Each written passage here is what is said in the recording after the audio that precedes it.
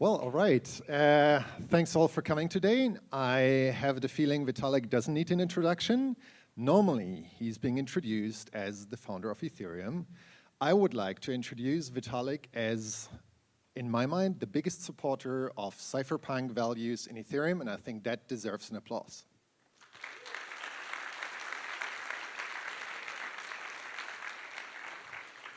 I mean, that being said, Vitalik, I think you wrote a really nice blog post. I think it was the last one you wrote last year on making Ethereum cypherpunk.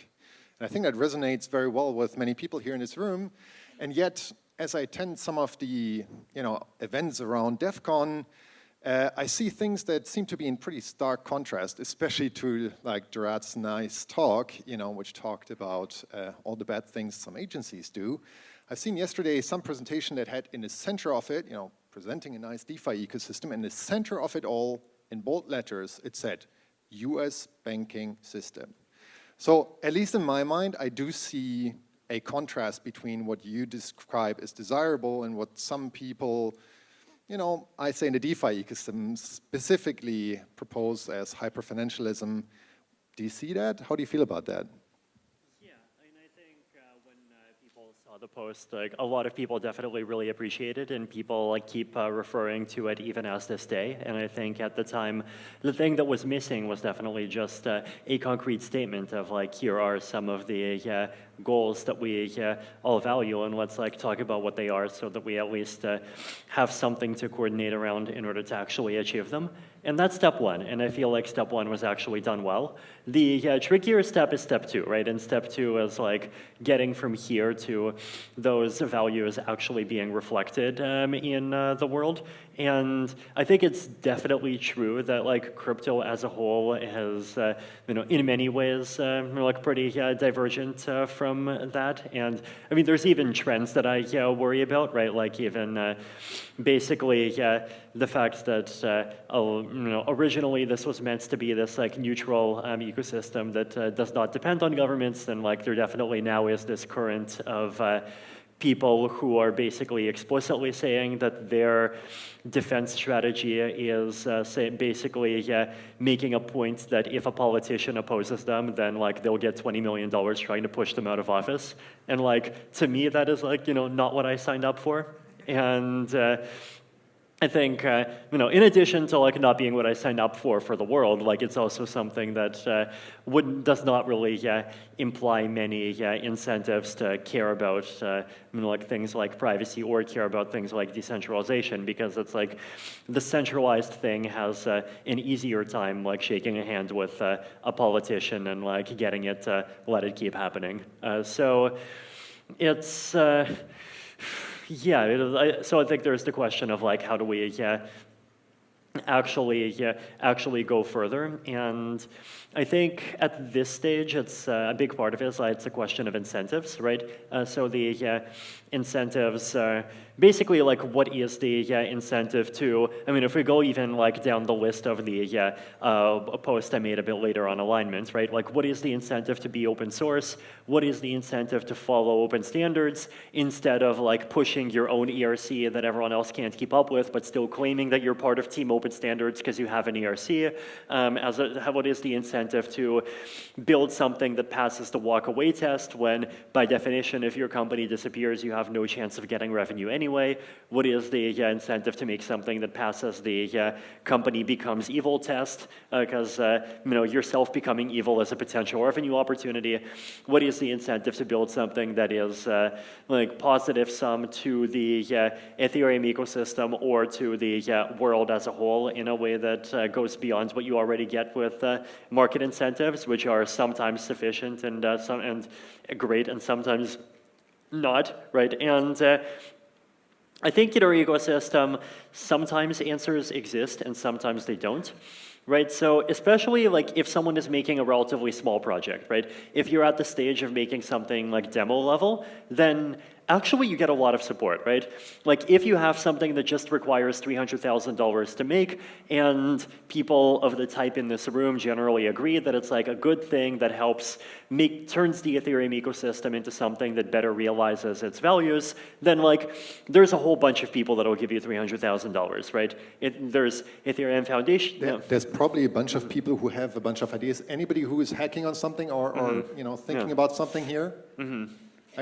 Yeah? Okay, I see a bunch of hands. Yeah. So where do you send these people specifically? Yeah, so grant programs exist. I mean, one, obviously, you can just reach out to Ethereum Foundation, ESP, right? So ecosystem.support, that's one. There's all kinds of individual, like other non-Ethereum Foundation entities. I mean, recently, you know, Argot just spun out. Also, the big treasuries and, you know, the Uniswaps and makers, and like I guess now Skies of the world. There's, you know, like it's retroactive, but there's Optimism RPGF. There's like lots of individual Ethereum people. There's entities like Status. There's entities like Golem. Golem also has their own PGF program that's talked about less, but it also exists. I think Octants.app is the site. So there's just like a lot of different even individuals that just really care about these topics, right? So for like smaller projects, right, that funding exists. The place where I think it does, like, things become much more challenging is basically that, like, once you get from like demo stage to like actual serious, I want to build something that can like withstand the winds of like mainstream Ethereum use like stage, right? Basically, the level of development that you need to get to that stage is like often, let's say, you know, we'll call it like the $10 to $30 million level, right? And I mean, sometimes it's less, right? And but sometimes like it is that level, especially for some, like for something like an L2, like often gets even higher. For a privacy project, it's like, it's often lower, but it depends on general purpose infrastructure that actually took that amount of funding to get there, right? And the challenge is like, when you go from the small size to the big size, the incentive structure sort of flips from like full socialist to full capitalist, in the sense of like, you know, at the small size, like you get all of these nice grants programs, and you're supposed to like just do the good thing and be values aligned. But then once you get to a bigger size, like there's really nothing that's at least from a raw incentives layer that's like competing with the incentive to like just grow big and like try to dominate, potentially try to monopolize. And like that to me is an imbalance, and it feels to me like what you want is something healthy in the middle. You want something where ultimately, you know, it's more capital efficient than charity, and you want something where incentives actually do depend on like having users and like actually, you know, the on the ground fact of whether or not you're building something that people want. But then at the same time, you know, you want more incentives to be to be open source, to be decentralized, to like be secure, and at the same time, you know, like more incentives to take collaborative standards-based approaches instead of like trying to become bigger than everyone else and like create walled gardens and lock in and dominate the ecosystem. And I think this is like definitely still one of those unsolved problems. I mean, speaking of the incentives here, and especially on the funding side, the question is a bit, how do we get there, right? Because, you know, as a funder of a privacy project, I can tell you it's hard, right? I mean, as you know, but you went through it. So, you know, if you are contemplating the idea of building a cypherpunk values-aligned project, or, you know, the next, you know, I'll be a bit judgy here and say restaking, leveraged RWA, L2, lending protocol, whatever, you know.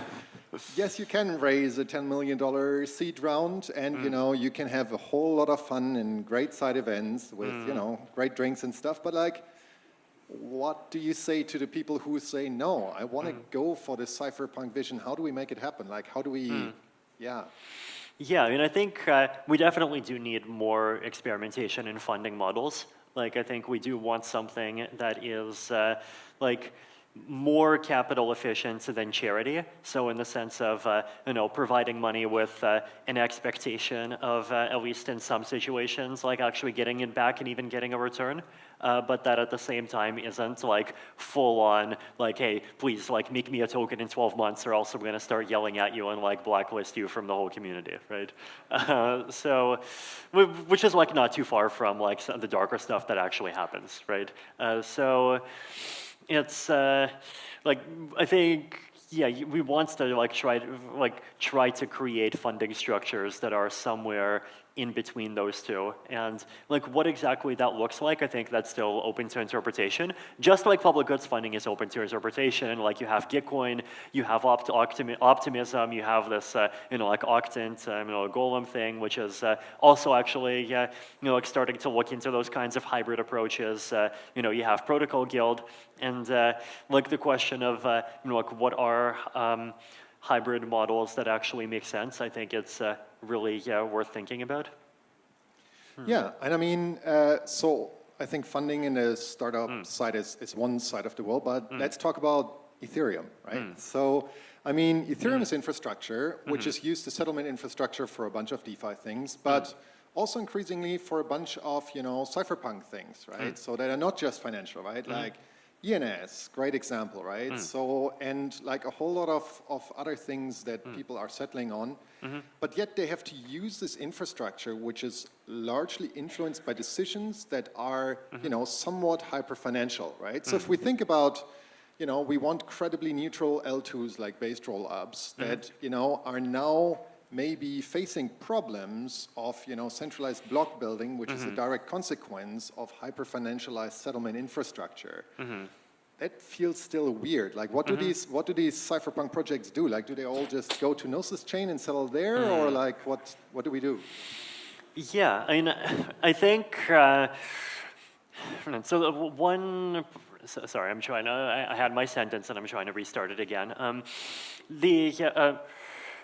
So what you don't want, I think, is you don't want to like lean too hard on like badgering everyone to like do the aligned thing, right? Because like if you try to badger everyone to be virtuous, then like eventually you start getting a community of people that are just like too fed up with it and they start doing their own thing, and then eventually they like get all the way up to 51%, and then like the community swings in the other direction and you lose completely, right? And so I think like we want some kind of realistic strategy, and ideally a realistic strategy that depends on a smaller number of actors. So I'll give one example of something that I'm happy about.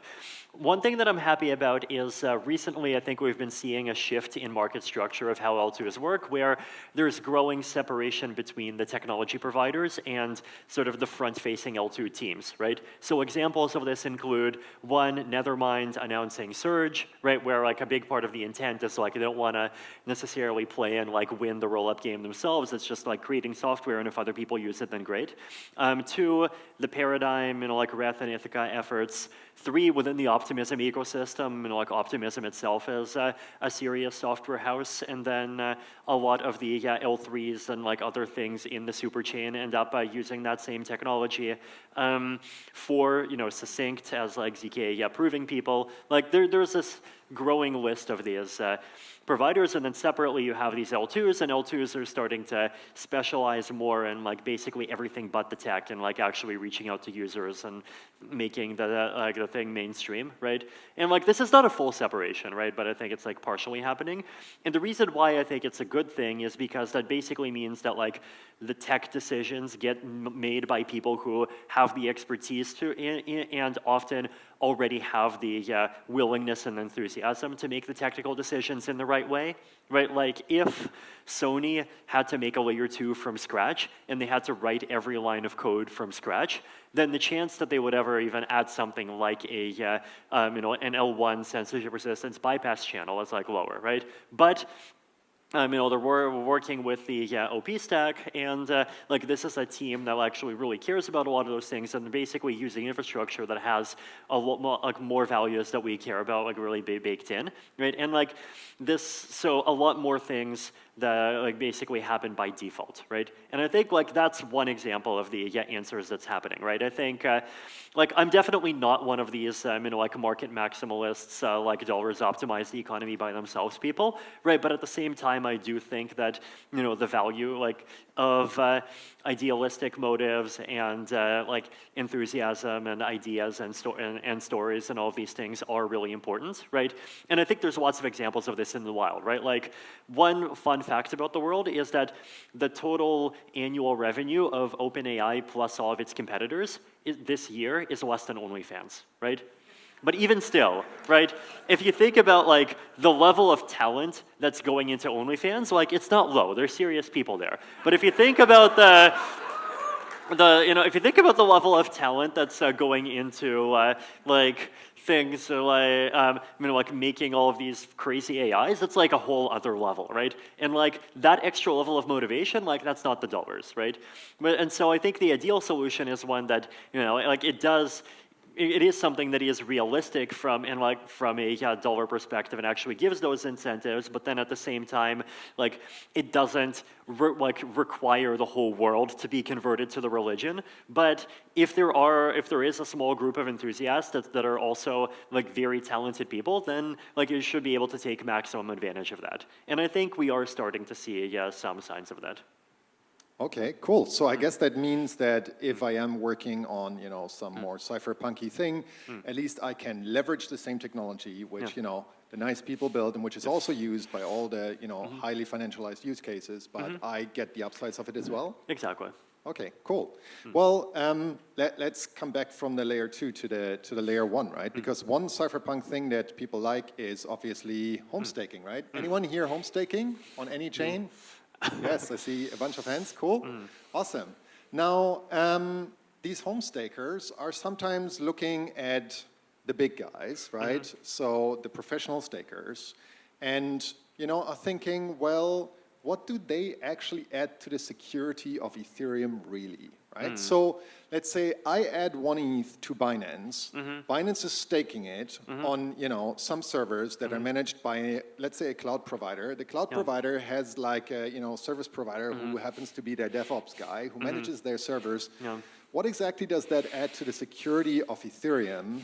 Versus maybe fewer ETH that are being staked by home stakers. Yeah, I agree with this. I mean, there's two ways to measure security provided by staking, right? One way is like number of dollars to make a 51% attack, right? And so the theory is that, well, if Binance ever actually does 51% attack Ethereum, then even if they succeed, then they're going to lose like billions of dollars that will get burned in either slashing or an inactivity leak following a minority soft fork, right? And but then that's one argument. But then from that perspective, like arguably we have way too much security right now, right? Because what we have now is like 30 million ETH staking, you need a third of it to do an attack. Under any realistic conditions, you actually need somewhere between 1/2 and 2/3. And so let's say 15 million ETH, multiply that by, I think the price is like up to 3,200 now, and so we're talking $48 billion, right?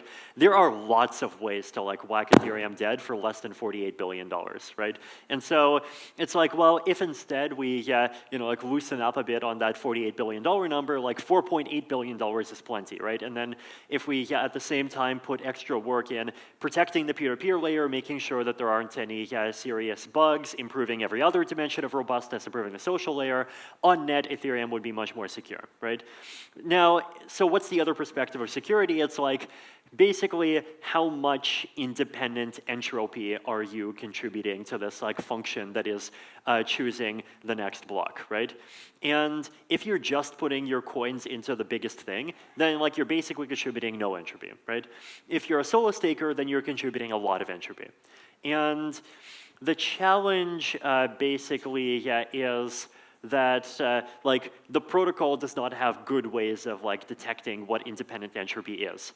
You can try, right? So earlier this year, Tony Varstater and I published a series of posts and like analyses talking about this concept of anti-correlation penalties that basically try to penalize a validator more if they like do fail and like do bad things at the same, like even just like go offline at the same time as many other validators doing the same thing in a way that like actually works fairly frequently. And our analysis suggests that it could reduce the disparity between solo stakers and like the best of the best stakers with the best infra by a factor of about 2, right? So like it could be a gain, right? But at the same time, it's like, well, Binance can afford really huge infrastructure, and actually, in the normal case, they're actually like pretty reliable in terms of being always online, right? And it's like the situations that you're worried about are actually situations that just take a long, long time to ever actually happen, right?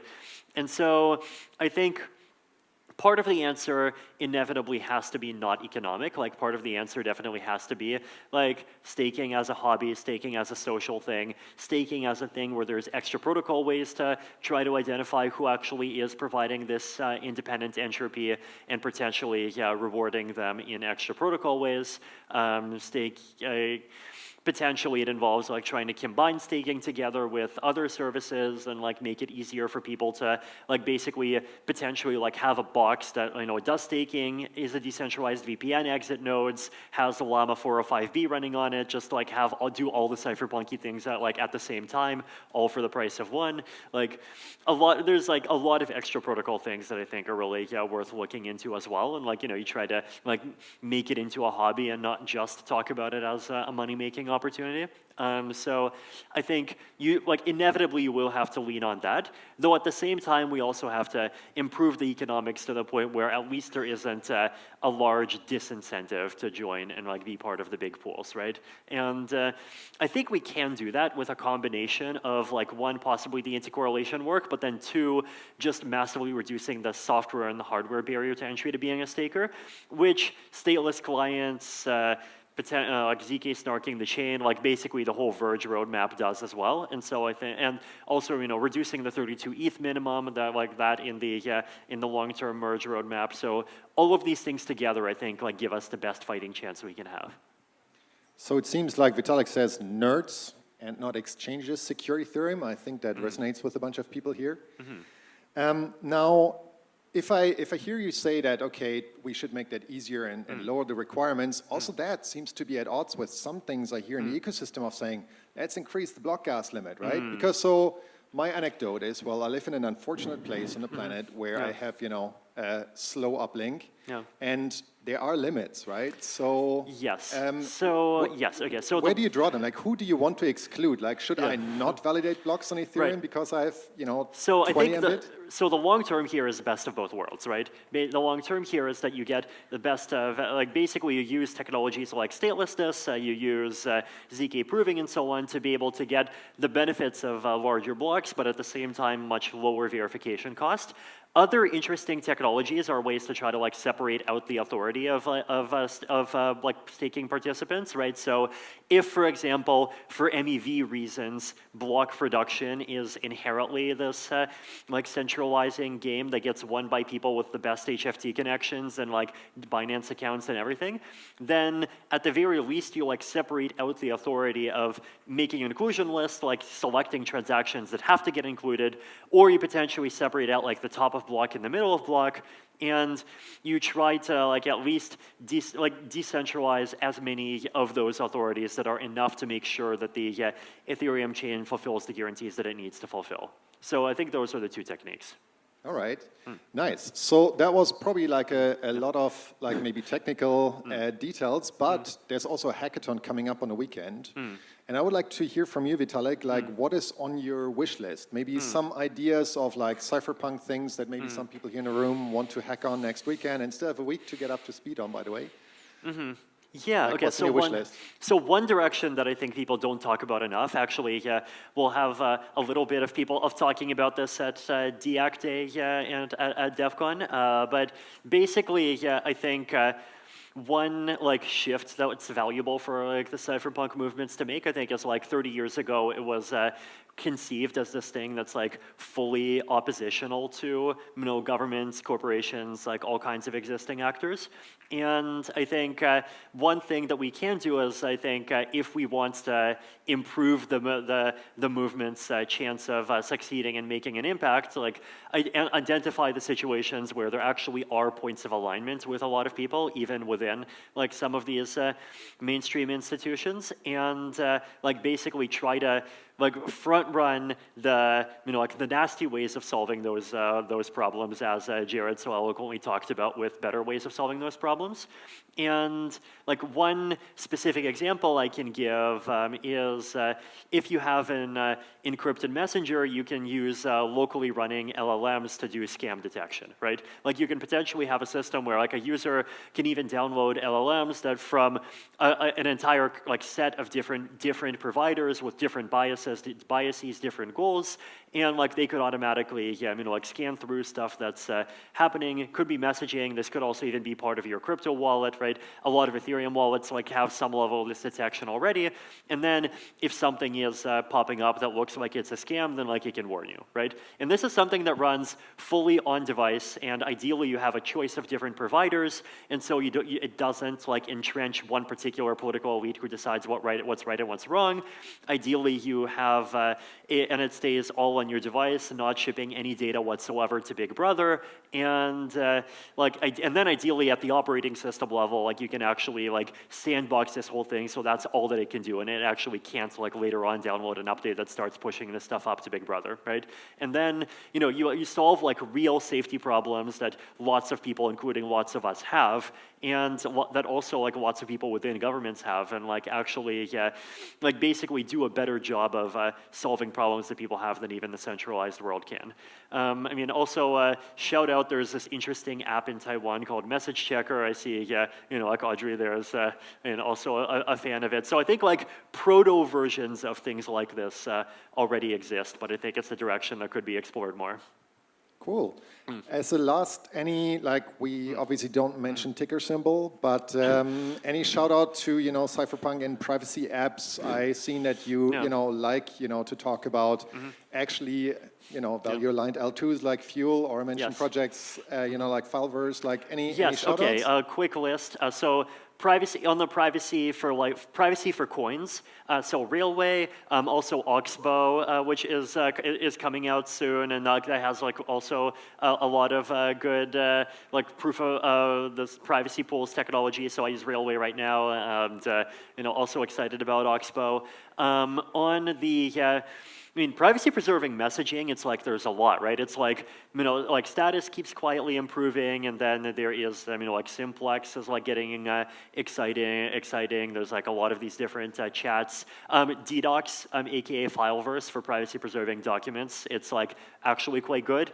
Secure operating system, Graphene OS, I use it, it's amazing. It's like surprisingly few user experience trade-offs, so I think it's great. And then also EthOS, which is based off of Graphene OS, and like they also recently released a hardware device.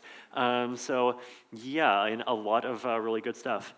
Awesome, that sounds fantastic. Thank you, Vitalik, for supporting Cypherpunk Values. Thank you.